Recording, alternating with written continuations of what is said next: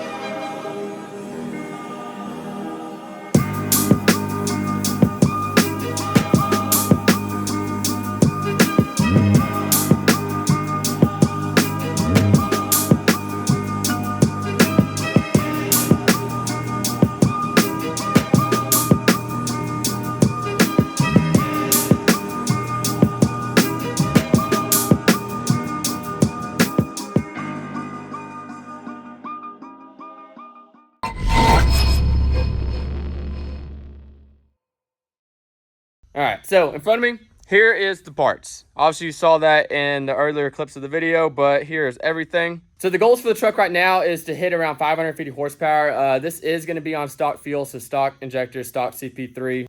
And we'll start with the exhaust. Plan on running 5-inch exhaust with a 8-inch tip and also axle dumping it, so the truck's gonna sound really good. And here it is. This is full stainless. This was purchased on Valley Center, so it's shipped from Canada, but looks to be pretty high quality. It's just exhaust, so 5 inches is gonna be pretty tight to fit, but that's okay because I had 5-inch on my last 6.7 truck that I had, and it sounded good, and that's what we're shooting for.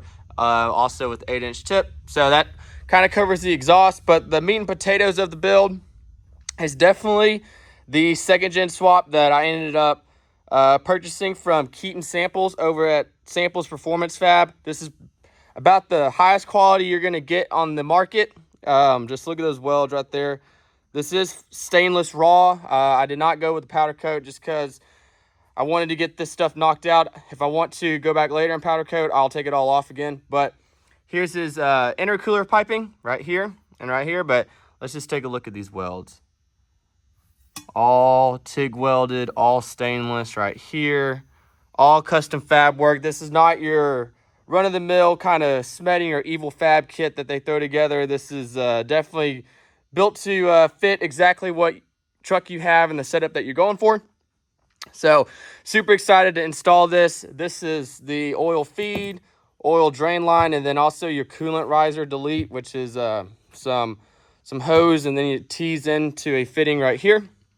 Here's his logo right there, and then you have all the hardware. So all your plugs, and then your JIC fittings, And then you have your clamps. You got your air filter. So getting into the turbo specs, obviously this is a high point of interest, because this is kind of the whole reason of doing a second gen swap, is to get rid of the VGT and go with something that's a straight vane turbo and go with an upgrade. So this is a Garrett GT 4294. It has a 70 millimeter compressor. It has a 82 millimeter turbine wheel, and then it has a 1.05 T4 divided housing. So this is going to be kind of your dual turbo. It's not too big, so it won't be laggy, but it's not too small, so you still get to use that upper end of your RPM range. I got this from Andrew Terry off Facebook, and quality unit right here. You can kind of see, here's the turbo wheel right there.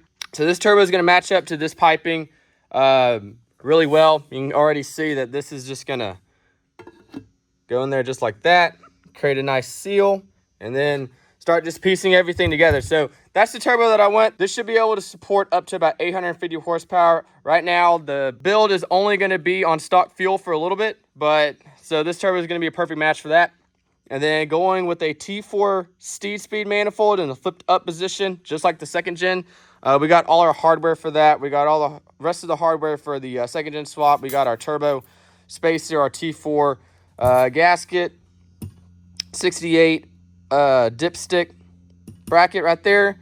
And then we have our intercooler boots right here. And then we have the one going from the turbo right here to our air filter. So that kind of covers this table right here. Obviously, this is where majority of the fun's going to happen. Most of the hard work by getting the stock manifold off, getting this one on, getting the new turbo on, and then bolting up all the piping, and then also all your hardware and fittings for the coolant side of it as well. Going into this side, we have a D&J valve cover. That one looks the best, is actually the best price point as well, and you don't have to run a catch can because of their venting system for the CCV. And then here's a hose. You get a new oil cap right here. They just push on. And then you get new hardware as well. And then moving over here, here is all our fuel stuff in terms of the fuel sump, which is a Beans fuel sump. And then also our fittings from our air dog. We'll get to that in a second. But to monitor all the stuff that we're going to be doing, we're going to run an Edge CT3. And then also their EAS system, which is basically just their monitoring system that you can plug in wires, and it's all real neat and organized, and makes wiring simple when it goes to reading out EGT, your boost pressure, trans temperature, things of that nature. We got a mounting bracket for it. We got a fuel rail plug. We got our OBD2 splitter. We got our CSP5 switch. And then we have our ARP 625 head studs. That's going to make sure that we hold the head down properly when we go to make some boost with that baby right over there. They're basically top of the line when it comes to head studs, so buy once, cry once with these as well. And then a little bit different, as you saw, you didn't see a downpipe over here. You didn't see a downpipe in our 5-inch exhaust. That is because instead of having a custom fab downpipe and all that, which is 4-inch, I'm going to go with a WC Fab mid pipe. So this will bolt off the back of the turbo, and it will actually hook up to our factory 5-inch and not have to run a 4-inch downpipe. I don't know if any other trucks that kind of have this set up on a Fortune. Obviously on their website they say that this one's just for 03 to 07, but any high mount kit bolted onto a common rail will sit at the same position. So tidbit information, even though it is listed as a 03 to 07 part, you can run this all the way up to a 2018. This one's a 2017, obviously. So do with that what you will. But that's the downpipe slash mid pipe setup we're going to do. Very curious to see if it sounds any different. That kind of is a unique part that I ended up speccing out to make the build unique in the way that I want it. But here's our clamps to go for that as well. We got heat wrap. And then this is our smedding intake horn. It does not have smedding on it because of the casting process. It seems they forgot to cast that, or they misspelled it. Or I talked to the guys at Smedding. They said, well, you can wait 4 weeks for another one that has smedding on it. You can get this. And I was like, well, what if we just called this one limited edition? And he sent it to me right now. And they said, all right, then we'll send it to you. Had it in a day. Good to go. And then also our smedding intake plenum with our gaskets. And then our bracket for our dipstick, and then this one has the cutout here for the fuel line, so we're not having to bend or anything, so that's going to make it simple. And then over here, kind of finally to wrap everything out, we got our AirDog 165 5G, same thing on the second gen. We got all our mounting brackets, we got our sandwich plates right here. So this is to supply all the fuel up to our CP3. One thing I did forget to mention is we do have the fleece block-off plate, or if you want to call it factory fuel filter delete, the canister inside the engine bay. So we're going to be installing that too, because at the same time of installing all this, I want to clean up the engine as much as possible. So by cleaning up the engine bay, it's just going to make it simple. It's going to make it look good when you pop the hood, and this is one of the parts that contributes to that. So seeing if I missed anything, I don't see anything else. Here's the truck sitting right now, obviously as factory as you can get. But here's everything. This is going to be quite the install. I got about a week to install all this. It shouldn't be too bad. What we're going to do first is start with tuning, because we want to make sure that the truck accepts the tune. And when it does, then we're good to go. So yeah, I just wanted to make this quick video because I think this is a little bit easier to follow along as if I had its own separate video of all the parts that we set on the table and the goals of the truck for the build. Everything you see on the table is a build recipe for about 800 horsepower. If I did include injectors and CP3 valve train stuff on this part of the build, but as of right now, we're just gonna get the factory turbo off, the factory manifold off, obviously run new exhaust, and so 550 would be a great start for the build. It's going to be a daily driver. I'm not going to do anything too crazy with it. It is an 8,100 pound mega cab truck. I had a setup like this on my old 07.5 6.7 truck. It had a S467 on it, but basically same thing. Head studs, second gen swap. It was in a flip down position, so a little bit different. It was also 5-inch straight pipe, and that truck was very, very fun to drive. So looking forward to doing the same thing to this truck and then taking it to the next level. This is obviously an automatic, so I'm never really driven a tuned 68 truck, so curious about that as well. See if the shift points are a little bit different, if they're harder shifts or not. But I have some adjustability there. We can data log the truck, things of that nature. The tuner I went with is great.